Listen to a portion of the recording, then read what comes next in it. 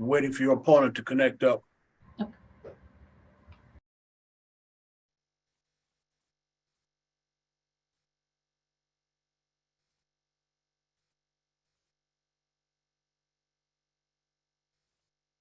All right.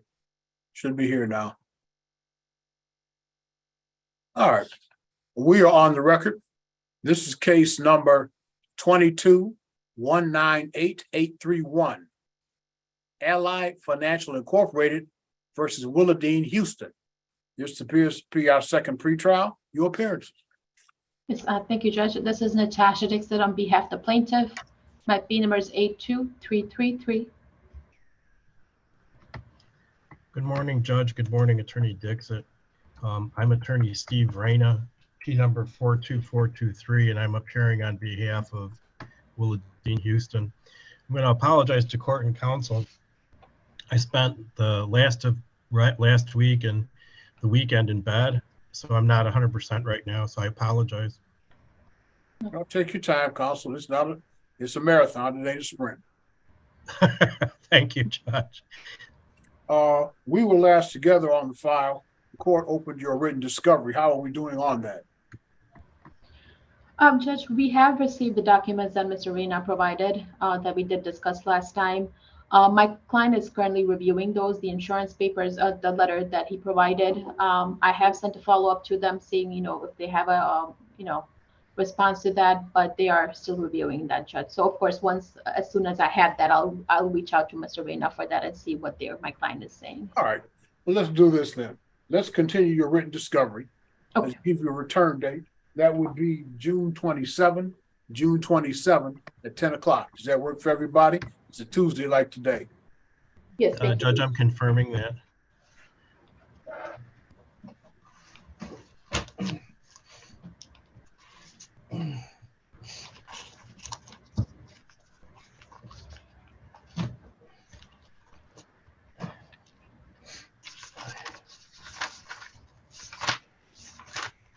I'm confirmed, Your Honor. Okay. June 27 at 10 o'clock. We'll continue your written discovery. Is there anything else we can accomplish today? No, Judge. Again, I thank the court and counsel for their gracious understanding, and I look forward to seeing you guys next month. Okay. Let's get rolling. All right. Thank you. Mr. Reyna. Thank you, Judge. Health is a true wealth. Thank you, Judge. Feel better.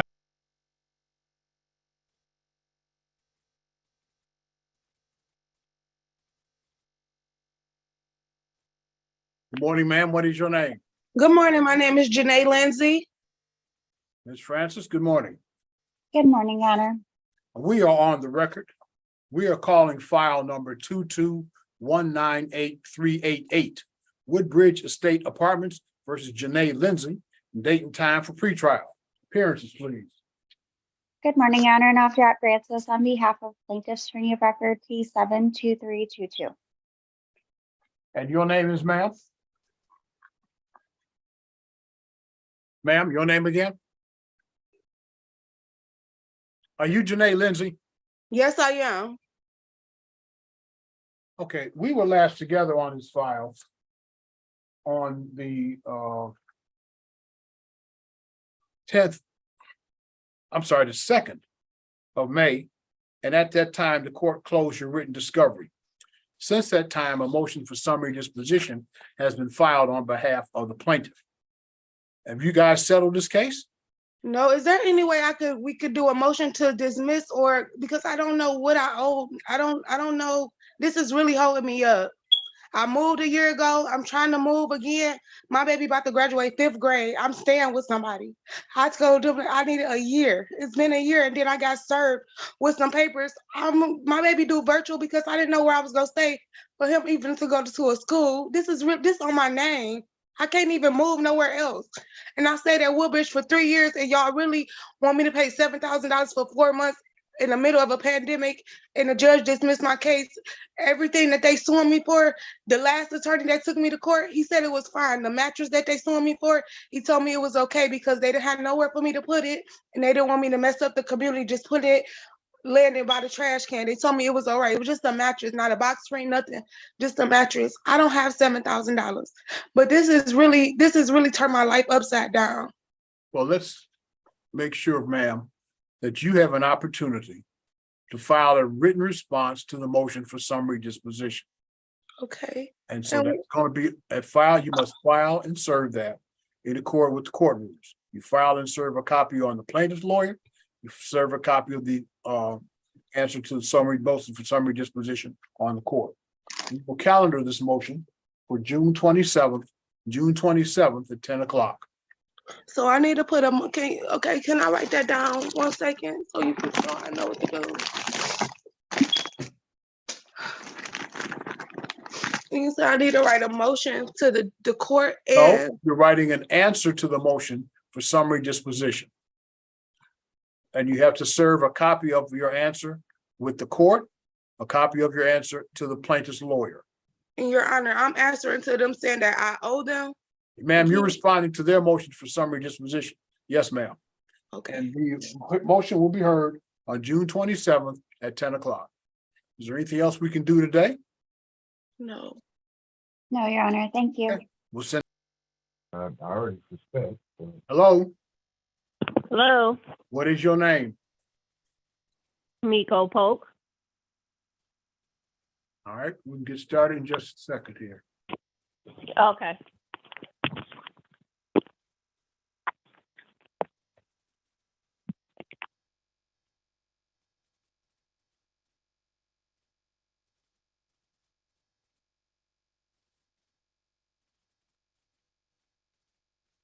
Hello. All right, we are on the record calling file number 22-192478, Discover Bank versus Mika Polk. Date and time for a motion for summary disposition on behalf of the plaintiff. Appearances. Good morning, Your Honor. For the record, William Saloom, appearing on behalf of plaintiff P41487. And your name, ma'am? Miko Polk. Counsel, your motion. Yes, Your Honor, this is plaintiff's motion for summary disposition based upon MCR 2.116C10. We're stating to the court that there's no tribal issue. Defendant in her responsive pleading acknowledged the allegations in plaintiff's complaint, has not stated a tribal issue.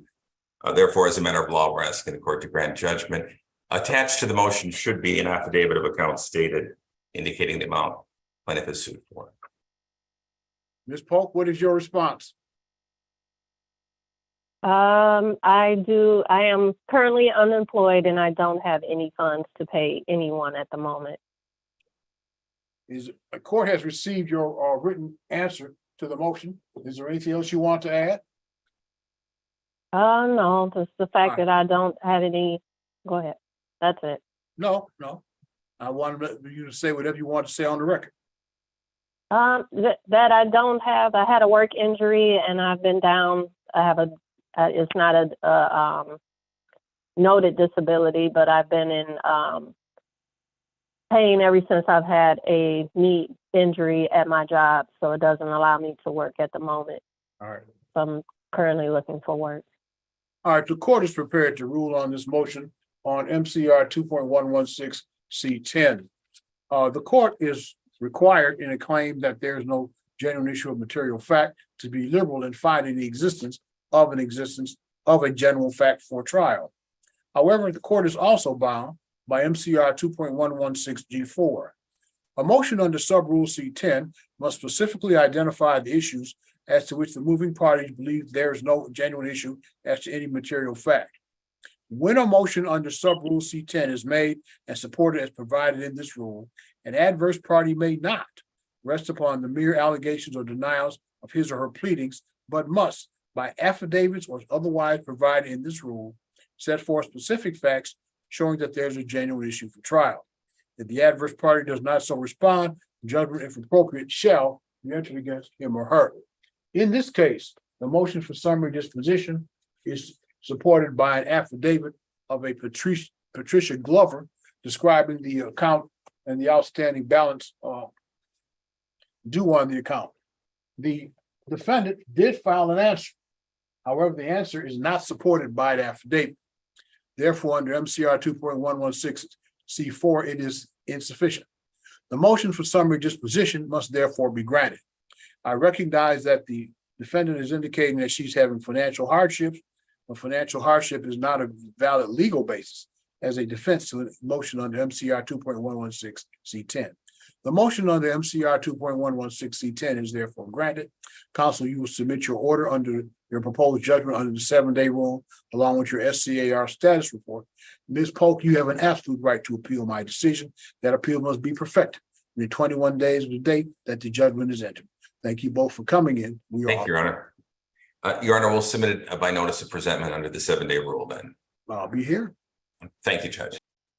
We are on the record calling file number 222000294, American Specialty Pharmacy Care Plus versus City of Detroit. We were last together on this file on May 2nd, 2023.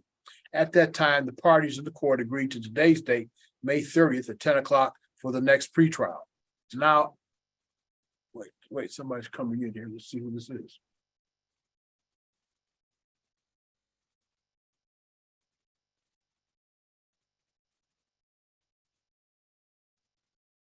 Hello?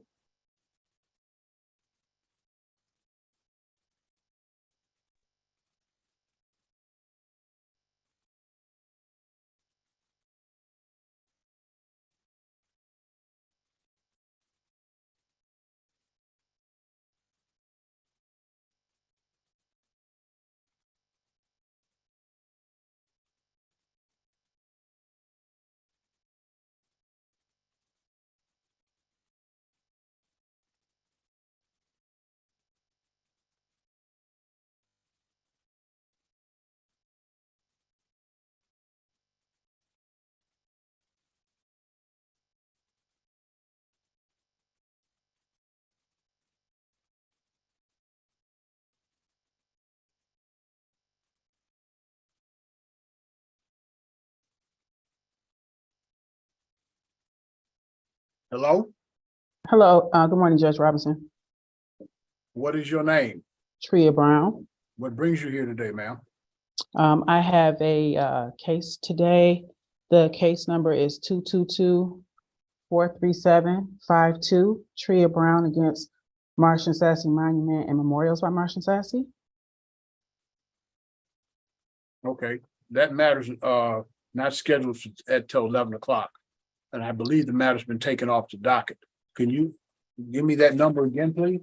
Sure. Wait, hang on for just a second. Okay. Hello?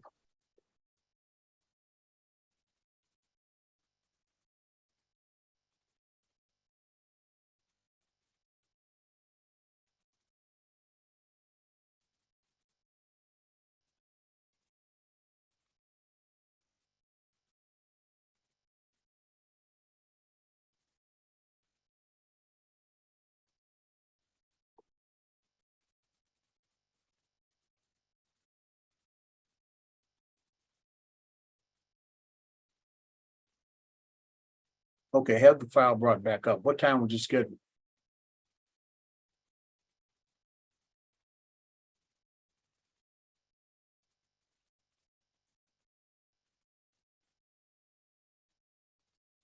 Okay, and on that May 2nd, what time was it scheduled? That's what I thought.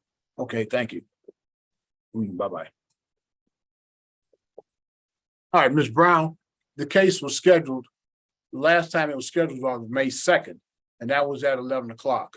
We seem to have a scheduling error on the file. So what I'll have to do is I'll have to have the file brought up, and I'll send out a new date for everybody. Okay, yeah, the last time we met, I think it was scheduled for today at 11 because Attorney Adams stated that he was going to file a motion to dismiss. But an attorney cannot be in small claims. This is a de novo, but it's still small claims. See, I made an error. That's why I sent you out that notice that I had stricken Mr. Adams' appearance because attorneys cannot appear in small claims. So we'll have to send out a new date. I just want to make certain that I have this clear and understood. I did file an appeal and then it went to civil. And because I was taking a LLC or a business to civil, that's why the business needed to get an attorney. No, that was an error on my part. I Oh, thought okay. the case was removed. I did not realize it was an appeal. A removal is a different thing than a appeal. Appeal of a small claims decision is de novo, but it is still a small claims case. Okay. The lawyers are not permitted in small claims. So we'll send out, I have the file brought up, we'll send out a new date. Okay, well, thank you. I appreciate it, Judge Robinson. Yes, ma'am. All right, have a nice one. Be safe. You too. Bye-bye. Thank you. All right, we are back on the record recalling file number 222000294, American Specialty Pharmacy versus City of Detroit. This matter is scheduled for pretrial at 10 o'clock. Neither party having appeared at 10:35. The matter dismissed. Morning, Your Honor. All right. All right, let's call file number 23140446. Devon Burt, Edipong Agapan, and Anaya Amuchi versus Banyan Property Management. We have a motion for default judgment filed on behalf of the plaintiff. And we have a motion to compel discovery filed on behalf of our defendants. Could I have your appearances, please? Agapan and Anaya Amuchi versus Banyan. Yes, this is Nanaya. Filed on behalf. I think somebody's video's on. But Nanaya Amuchi on behalf of the plaintiffs. And just for the record, Your Honor, we submitted 3 motions. So we also did a motion for deemed request admitted, and then also protective order, well, that's included in the deemed admitted, and then the default judgment. Thank you. Appearances. Hi, my name is Davon Burt. She, her, theirs pronouns. Thank you. Your appearance. Plaintiff.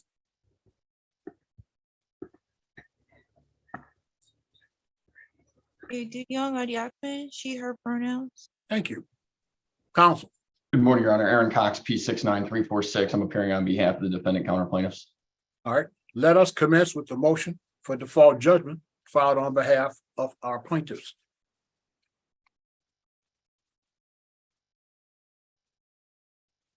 Yes, Your Honor. We filed a motion for default judgment. Prior to that, we filed a notice and a motion to deemed the request to admissions admitted due to the fact that the last time we were here, we went on record and all parties believed that the discovery was satisfied. At the time on May 2nd, the defendant had still not filed a response to our request for admissions. And so at that last hearing, we informed the court that we would be filing the motion to deem admitted. And so based on that, we are also asking the court to move in favor of default judgment according to MCR 2.603, and which says a party may be found in default for either failing to plead or answer or for improper conduct such as discovery abuses, which is also quoted in Kalamazoo Oil Corporation v. Bowerman, 242 Michigan Appeals 7587 2000. And we hope that you will enter into that today. Mr. Cox. Your Honor, I'm going to address first the issue being raised about whether or not my client has deemed admitted responses to requests to admit. I'm not sure whether or not the court has that before it today, but I think it's appropriate to address based on the argument made by the plaintiff here. Our responses were timely served on April 19th, 2023. Those were served by first class mail and pursuant to the court rules MCR 2.107. That service was complete the second that we put that document in the mail and sent it to the plaintiff. What the plaintiff has alleged in their motion is that because that document was not received by the court by that date, that somehow the responses just don't matter, and that's just simply not true. MCR 2.312 subsection B subsection 1 very clearly states that the matters are deemed admitted unless and until a response is, quote, served upon the requesting party within that 28-day time period. The plaintiffs in this case were certainly served with those responses in writing by mail on April the 19th. So there are no admissions that are admitted. But even if there were, Judge, MCR 2.603 is not a vehicle upon which this court can grant the default for that alleged failure. MCR 2.603 is a court rule that very clearly says that if a party does not appear or defend, that a default would be appropriate. Well, clearly, Your Honor, we have appeared, we have defended throughout the entire course of the case. And while certain segments of 2.603 would permit the court to enter defaults for like not appearing for a hearing or a trial, that's not what we have here. They're simply alleging wrongly that admissions were admitted and therefore a default is appropriate. That's not contemplated by MCR 2.603 and the court should deny the motion. Let me hear from plaintiff. What is the day that your admissions were served? Yes, so our first written discovery was. No, ma'am, I'm asking for, sorry, plaintiff, I'm asking for the date of the request for admissions. That we sent to the defendant? Yes, counsel. Yes, plaintiff, yes. Yes, so we sent our first written discovery on March 28th. On March 28th. Yes, and so. He has 28 days from that day, right? Right, so that was until April 25th to respond. And to this day, again, the court has not received an actual, like we haven't received it and the court has not received it. And in all of our documents, we always file a proof of service to ensure that we have the evidence before the court. There has not been any proof of filing served on the defendant's behalf. And even at the last hearing, the defendant said that they were satisfied with discovery, even at the time when we raised that still in the record, there had not been any response to our request. And to this day, there still have not been any response to our request filed before this court. Aaron Daniel. Let me stop you right there. Okay. Mr. Cox? Your Honor, we do in fact have a certificate of service on the document that was sent to them. I personally put the document in the envelope and posted it on April the 19th to the plaintiffs. It was mailed out. I did it. The problem that we have with the motion, and court's prepared to rule on that motion, is that the court rule provides 28 days for the time to answer, and the answer is deemed to be done when it is served, that is by first-class mail or personal delivery. And in this case, there is on behalf of the defendant, answers to the interrogatory with a certificate of service inside of 28 days from which the request for admissions were issued. The motion for default judgment must therefore be denied. I don't have to get into the question of whether 603 is the appropriate rule or not, because the request for admissions were timely served. Your Honor, where's the what is that based off of? Because we would like for the defendant to show his actual evidence of serving it. Like there's no proof of service or filing. And then even on that, the only documents we received was with his motion to compel, which included the answers that he claims he sent, but even in that, it's not notarized. And according to the court rules, it's also deemed admitted when the documents are not notarized and it was not done under oath and there was no verification for the documents that he included in his motion to compel. So the motion to compel is the first time we saw any form of answer, but even then there's no notary, it's not notarized. And so that is actually a violation of the statute and also provides for the request to be deemed as admitted. Mr. Cox? Your Honor, there is no requirement for responses to requests to admit to be notarized. There is a requirement for interrogatories to be sworn to, not notarized anymore after the changes to the discovery court rules. The interrogatory responses that were attached to our response and that were served on the plaintiff, in fact, were verified by Erica White, the authorized signer on behalf of the defendant. Okay. The court, I'm convinced Mr. Cox's interpretation is appropriate. I mean, it's what the court rule says. Your motion for default judgment must be denied. Now, is there anything you wanted to move forward? Anything else on behalf of the plaintiffs? Your Honor, so just to clarify, what is the court basing the service on? I find that the request for admissions, which are the basis for your motion for default judgment, were timely answered. When were they answered? Excuse me. Okay. I find that they were timely answered, and therefore there's no basis to deem them admitted. there being no basis to deem them admitted, there is no justification for a default judgment. Thank you. I've ruled. You have absolute right to appeal my decision, but that is my rule. Is there anything else you want to bring to the court's attention today? Yes, in there, we also had a motion for a protective order to prevent a defendant from harassing us, undue burden. He has sent a number of motions to compels, even though if you look at our responses to the request admission is thoroughly answered.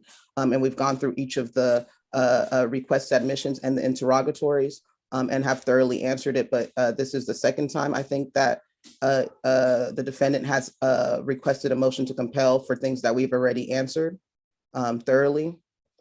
And also, Your Honor, we would ask that if the defendant, because again, we have not received the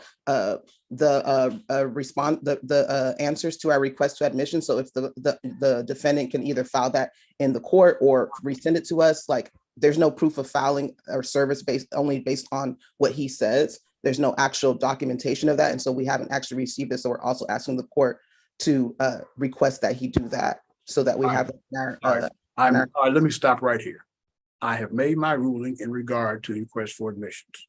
If you disagree with it, you may file an appeal. I would suggest you read the pleadings filed on behalf of Mr. Cox, which included, among other things, his answers to the request and a certificate of service of the same answers.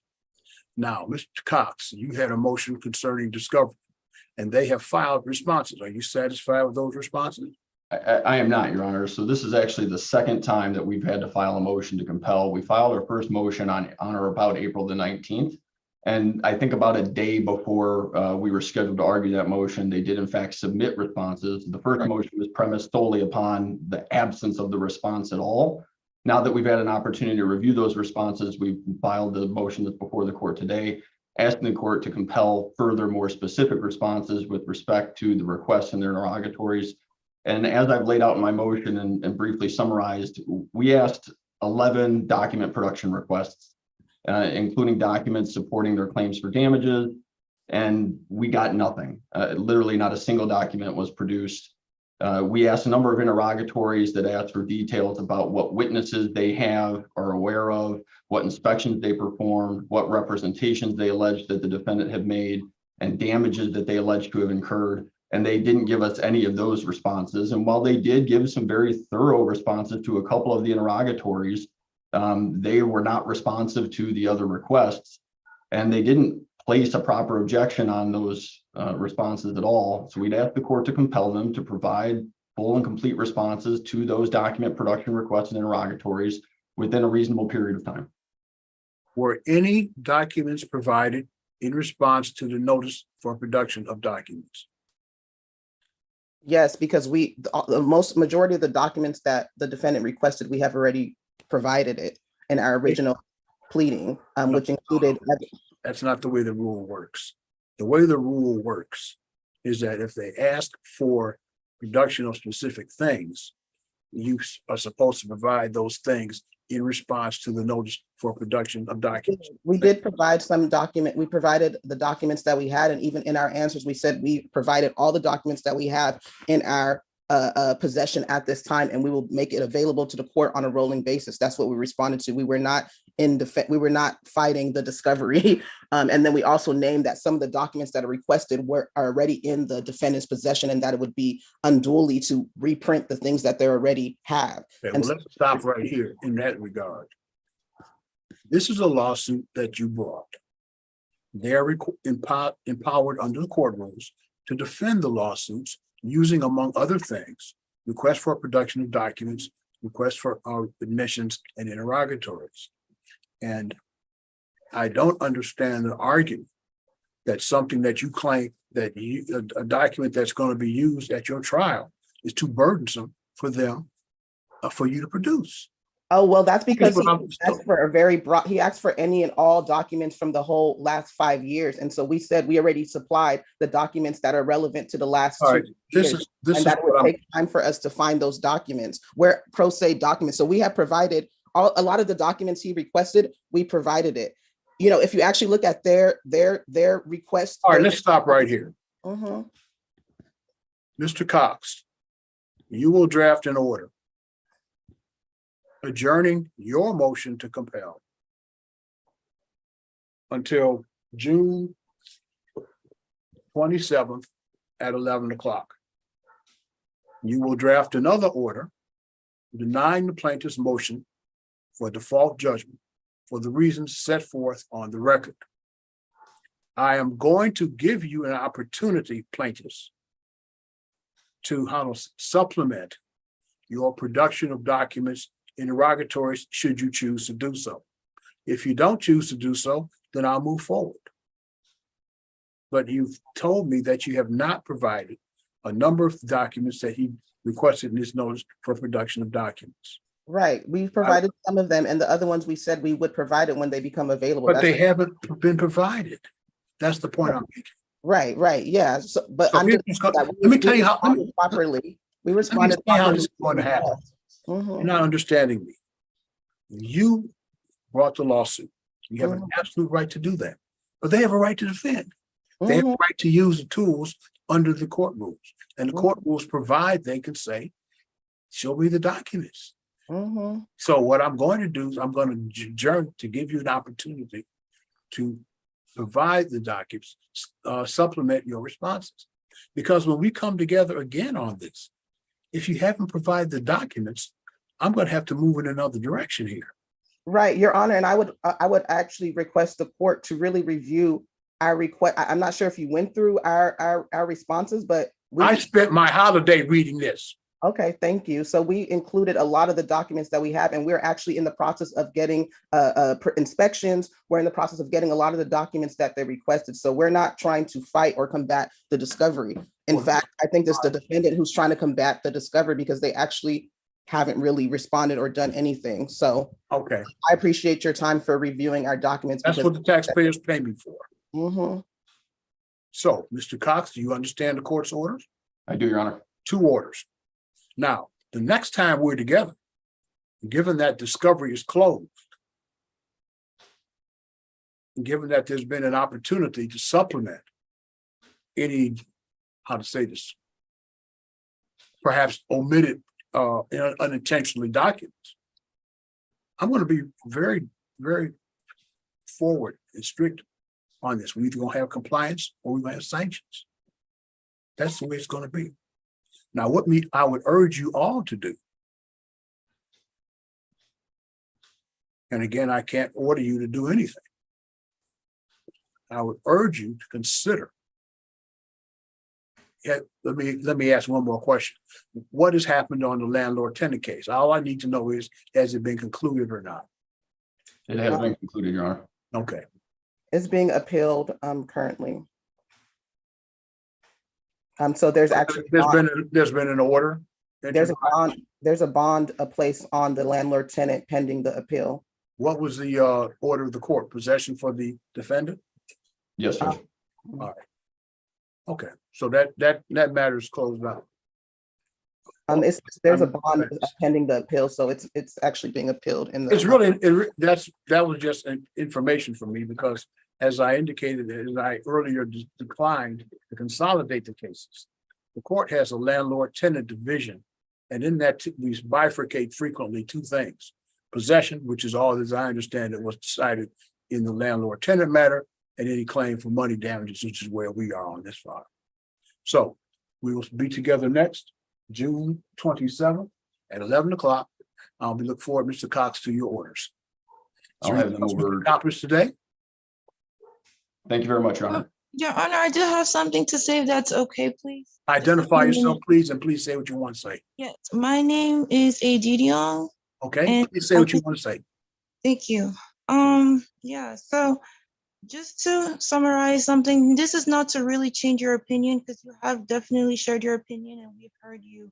But just to say some things for the record, you know, as the court person is taking the court transcript. So as of today, May 30th, we have provided overwhelming amount of evidence to show retaliation and harm and harassment, right? We have court registers, proof of services. We have pictures. Plaintiff has even, defendants have left us to our proofs even. We've showed ample evidence, different leases. We have shown pictures of the home. We have shown email correspondence with the defendants and us. We have shown many evidence. The only evidence that Aaron has submitted to us as of May 30th to us in our home and even to the court records is the 2019 to 2020 lease, or sorry, 2021 to 2022 lease. That is the only evidence Aaron has ever submitted from the All right, beginning. let's stop right here. This end. is, excuse me. Aaron is being Excuse given me. the power to Stop, please stop talking. rewrite laws. Please stop talking. I would like to avoid muting you. You will refer to him as Attorney Cox. or Mr. Attorney Cox. Cox has also harassed us, right? That's why we had the motion for protective order, because he continues to harass us. He continues to oppress us in violation of court rules when we continue to supply ample evidence. The evidence we have given to him surpasses the evidence he has given to us or the court. And so just wanting that to go on the record, right? Because yes, we have multiple court cases and multiple investigations because we are being harmed. Don't fade away. Oppressed. Keep talking close to the mic. You're fading in and out because you're moving away from the mic. Well, I hope the court recorder was able to write those out in the transcripts. Now, just so you know, there is no court reporter. This is a jazz recording. It is a multi-track recording, which every time one person speaks, they're put on that one single track. So there's a track for you, there's a track for Mr. Cox, there's a track for each of the plaintiffs. So if you decide you want a transcript, there won't be any of the blurring that you frequently get with court reporters when several people trying to speak at once. We're on the JAV system and have been all the time. Anything else anyone else want to say? It's still being recorded and we'll try to get the transcript, but we'll also still argue it in the appeal for sure. Because definitely we have ample evidence. We have supplied Aaron Cox and proof of that evidence, and he has supplied no evidence whatsoever and also has answered to our stuff late. And that is in the receipts that we have provided to you over and over again, and that we have, and that we will continue to produce, right? All right. Your appeal is not of my decision, because now you have an absolute right to appeal any decision I make, including the 2 decisions I've made today. But your appeal is as to whatever it is that happened or did not happen in the landlord-tenant division. All right, we'll talk to everybody again, June 27th. We just want to, one more thing. Please. Yes, so, in the pattern of what we've been discussing around the unfairness and the inequality and the injustice of this court, just want to reiterate that my co-plaintiff said that the only thing that Attorney Cox has ever supplied has been a lease. And we believe that you're actually unfairly ruling and that there's actually some unfairness going on. There's a lot of rules that we have mentioned today and mentioned in our briefs that continue to be disregarded before this court. And we just want to, again, put that on record that we are being treated unfairly. We are pro se plaintiffs. Aaron Daniel Cox is being paid hundreds of dollars an hour to represent defendants and continues to, and has a whole law firm of people who are researching, who are supplying things, and he's never to this day filed a proof of filing. It's required by this law, by the court, to file a proof of filing, but you're basing things based on his words. But he will not file a proof of filing before this court. Everything that we have filed and gone before this court and filed a proof of filing so that we can say, actually, it was served on this day. We're not just depending on our name and our say as an attorney or as a man or as a white person, but actually we're adhering to the decisions of this court and the laws of this court.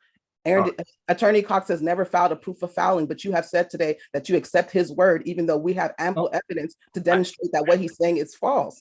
I accept it. Provide that you are being unfair and unjust before this court, and we will continue to bring justice to this court because justice needs to be provided in this court. We cannot deal with discrimination. We cannot just deal with retaliation. We cannot deal with these things that we're dealing with today. Attorney Cox has continued to oppress us, has continued to unduly burden us, has access to print things multiple times over and over. We do not have money to print things over and over time, but he does. And now you're asking us to provide things that we have already provided before this court. It's very unfair, Judge Robinson. It's very, very unfair. It's very unfortunate. We are facing displacement. We're facing retaliation. We're facing discrimination. And this is even more adding to our unfairness. We have to, this is very unfair. This is very, very unfair. It's very unfair. It's unjust. All right. I understand your objections. Again, you have an absolute right to appeal any decision that I make. And I would further point out for the court rules that the court rules apply equally to plaintiffs and to per se defendants. But they have not. So, excuse me, don't interrupt me again. I would further point out that at least on one occasion, you told me that you were an attorney licensed to practice law in the state of California. In DC, I was once licensed in California, but my first introduction to the state of Michigan is facing an eviction. So I just got here. Now I'm having to. All right, thank you. Eviction. All right, it's very unjust. So I'm studying. I understand you object. And again, you have an absolute right to appeal any decision that I make. Absolutely. So we have absolute right also to interrupt me again.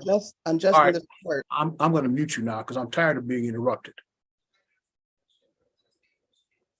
If you are, as you say, an attorney licensed to practice anywhere, at minimum, you ought to have some understanding of courtroom decorum. So we will talk to you all again. And I understand justice too. Please do not interrupt me again. You are using two different. I'm going to mute you, ma'am. Thank you. We are on the. I'm not a ma'am. We are June 27th at 11 o'clock. Thank you all for coming in. We're off the record. Thank you, Your Honor. Read the court rules. You're applying different court rules. You're applying different rules to Attorney Cox. There's no proof of fouling. There's no proof of fouling. There's no notary. There's no proof of fouling. He hasn't done a lot of things, but y'all keep having side conversations and applying different rules. Ma'am, we have. I'm not a ma'am. I'm not a ma'am. That's part of the discrimination we're facing. Plaintiff, we have. You're applying different rules to Attorney Cox than you are to us. He has never filed a proof of fouling before this court. He has no evidence about anything he's done. It's just his